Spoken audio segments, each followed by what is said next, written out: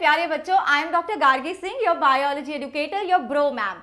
अब बहुत सारे बच्चे मुझे मैसेज कर रहे हैं, मेल कर रहे हैं regarding this latest update of NTA, जो आपका अभी पेपर के पैटर्न में थोड़ा सा चेंज हुआ है। अब आप लोग परेशान हो कि मैम अब हमारा कट ऑफ क्या रहेगा 2025 के लिए, अब मैम हमारा सेट स्कोर क्या होना चाहिए, मैम डिफिकल्टी लेवल क्या होगा पेपर का, इस चीज का क्या असर होगा, एंड ऑल्सो क्या मैम कुछ नई सीट्स हमारी ऐड होने वाली हैं, कितनी होंगी, अगर ऐड होंगी तो हर एक चीज का मैं जवाब देने वाली हूँ। And this video is going to be your last video on this topic, क्योंकि इसके लिए जो पूरा का पूरा रिसर्च करा है, एनालिसिस करा है, पूरी टीम को बिठा के हमने ये एनालिसिस करा है। बेटा जी, मैं पिछले 9 साल से पढ़ा रही हूँ, मेरा एक्सपीरियंस और जो बाकी फैकल्टीज है उन सबका एक्सपीरियंस इसके अंदर मिलके एक वीडियो हमने तैयार करा है, जहां पे जो भी मैं चीज तुम्हें बताने वाली हूँ that is going to be absolutely accurate. ठीक है, तो आज के बाद इसके ऊपर कोई और वीडियो तुम्हें देखने की जरूरत नहीं है। तो शुरू करते हैं। वीडियो को शुरू करने से पहले एक चीज मैं रिक्वेस्ट जरूर करूंगी कि हमारे इस चैनल को सब्सक्राइब कर लो और वीडियो को लाइक भी कर देना बेटा जी, और कमेंट भी कर देना कि आपको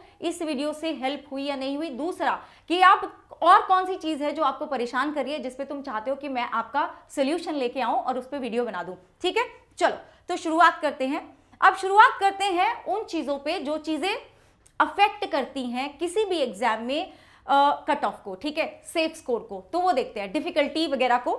चलो, एग्जाम का जो पैटर्न है हमारा, पहले हमारे 200 क्वेश्चन होते थे कुछ साल के लिए, कोविड वाला जो पीरियड था उसके लिए आपके एनटीए ने ये चीज लागू करी थी कि हम इस टाइम के लिए ये जो आपका क्वेश्चन पेपर है, जो पैटर्न है, उसको थोड़ा सा चेंज कर रहे हैं, जो कि पहले भी बोला गया था कि इसको हम फिर से वापस ले आएंगे।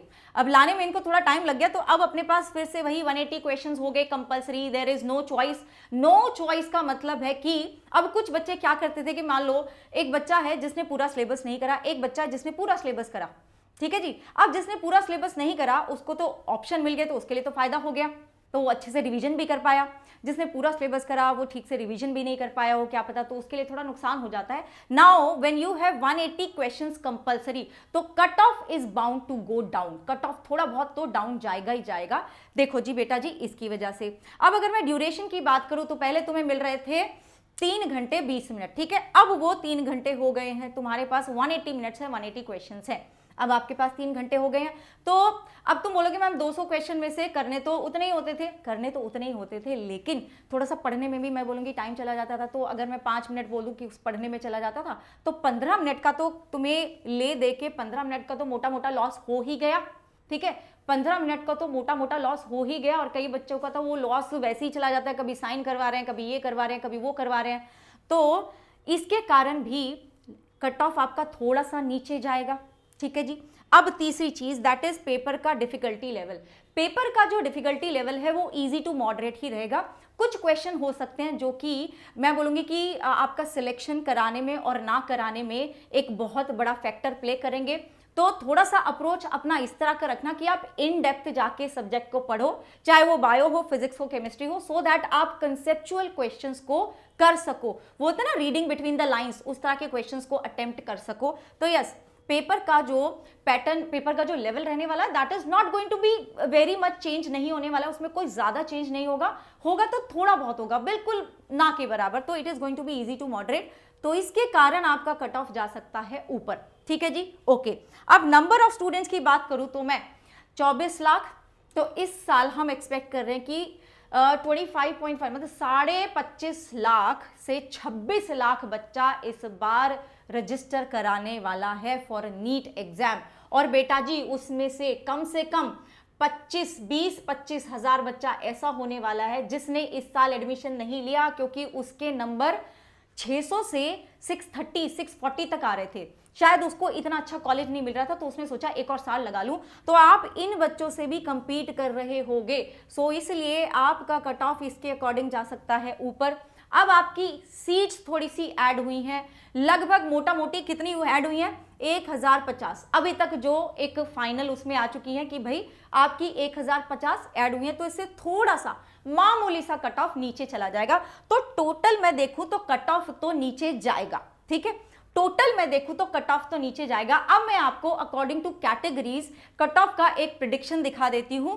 ठीक है, इसमें बेटे जी आपको मैं बता रही हूं कि मोर और less the cut off is going to be this only, बस इसमें +-5 हो सकता है, लेकिन मोटा मोटी कट ऑफ यही रहने वाला है। अब देखो, अगर मैं बात करूं अनरिजर्व कैटेगरी की, जनरल कैटेगरी की, तो राउंड 1 में 640, राउंड 2 में 638, राउंड 3 में 630 एंड स्ट्रे में 625। तो कहीं ना कहीं 630 तक, 628 तक, 25 तक जाके आपकी फाइनल जो कट ऑफ है रुकने वाली है। ओबीसी की बात करूं तो राउंड 1 635, ठीक है, ऐसे ही ईडब्ल्यूएस का 633, एससी का 542, इसका एसटी का 518। सिमिलरली राउंड 2 की बात करें बेटा जी तो 630, 630, 530 एंड 512 फॉर एसटी। राउंड 3 की बात करें तो 625, 626, 521, 501 एंड स्ट्रे की बात करें तो यहाँ पे आ जाता है ओबीसी में अपना 623, ईडब्ल्यूएस में 623, एससी में 512 एंड ये जो एसटी है, एसटी में आपका आ जाएगा 486।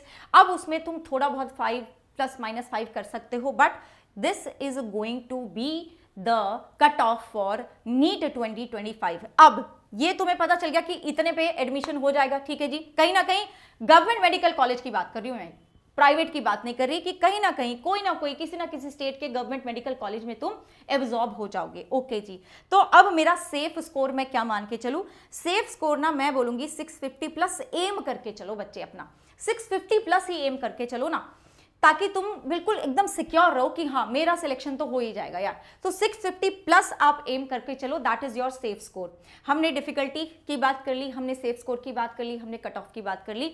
हमने एक और चीज बताती हूँ कि क्या आउट ऑफ एनसीईआरटी क्वेश्चन आएंगे? क्या मैम नहीं आएंगे? आउट ऑफ एनसीईआरटी क्वेश्चन नहीं आएगा, ठीक है, ये नहीं आने वाला है, आउट ऑफ एनसीईआरटी कोई क्वेश्चन नहीं आने वाला है। तो आप अपना बिल्कुल जो भी आपका एक सिलेबस डिफाइन करा हुआ है उस पे आप बिल्कुल फोकस करके उसको मल्टीपल टाइम रिवीजन करो मेरे बच्चों, सो दैट आपके सिलेक्शन का जो चांस है वो बढ़ जाए, ठीक है जी। अब इसका सोल्यूशन सिर्फ एक है कि आपको प्रैक्टिस करनी है बहुत सारी, आपको रिवीजन करना है मल्टीपल टाइम, और टाइम मैनेजमेंट आपका होना चाहिए जब आप पेपर देते हो। स्पेशली बेटा जी ये जो 2 से 5 बजे का टाइम है ना, ये टाइम आपका सबसे एक्टिव होना चाहिए। इसीलिए मैंने अपनी YouTube की जो फ्री क्लासेस हैं वो इसी टाइम पे रखी हुई हैं, 2:30 PM पे, ठीक है। 2:30 से मेरी 5:36 तक क्लास रहती है, 6 तक रहती है, और उसमें हम एक चैप्टर खत्म कर रहे हैं। मेरी क्लास रहती है मंडे, वेंसडे एंड फ्राइडे को, जिसमें मैं थियरी करा रही हूँ, सैटरडे को मैं प्रैक्टिस कराती हूँ। इसी तरह से हमारा जो एक बैच चल रहा है डॉक्टर्स 5000, जहाँ पे आपको फिजिक्स की क्लासेस, जहाँ पे आपको केमिस्ट्री की क्लासेस भी मिल रही हैं। बायो की आपको टेंशन लेने की कोई ज़रूरत नहीं है, मैं आपका पूरा एकदम 360 में से 360 गार्गी मैम के हाथ में है। मैम आपकी पूरी जान लगा देंगी, पूरा दम लगा देंगी, कोई आपको टेंशन लेने की जरूरत नहीं है। और इसी के लिए मैं कल आपका एक बहुत ही इंपॉर्टेंट सेशन ले रही हूं 3:30 बजे। हार्डली बेटा जी ये 1 आवर 30 मिनट्स का सेशन होगा, ठीक है, 1 आवर 30 मिनट्स का सेशन होगा, जहां पे हम जेनेटिक्स के फॉर्मूला शीट बनाएंगे, मेरे साथ बैठ के बनाओगे, और सारे न्यूमेरिकल, ऑल पॉसिबल न्यूमेरिकल मैं आपको करवा दूंगी जेनेटिक्स के। तो जेनेटिक्स का तो अपना ये जो 4 या 8 नंबर, इधर से तुम 4 से 8 नंबर ले सकते हो, क्योंकि यहां से 1 या 2 क्वेश्चन आ जाएंगे, और वो कल तुम्हारे मैं पक्के करवा दूंगी 1.5 आवर सिर्फ और सिर्फ। उसके बाद मैं इकोलॉजी कराने वाली हूं, इकोलॉजी का भी सेशन लग चुका है, उसको जाके भी लाइक करो, अपनी अटेंडेंस मार्क करो, और इस सेशन को भी जाके लाइक करो, अपनी अटेंडेंस मार्क करो, and do let me know in the comments कि आपको ये जो मैं सेशन लेने वाली हूँ इसको लेके तुम कितने एक्साइटेड हो।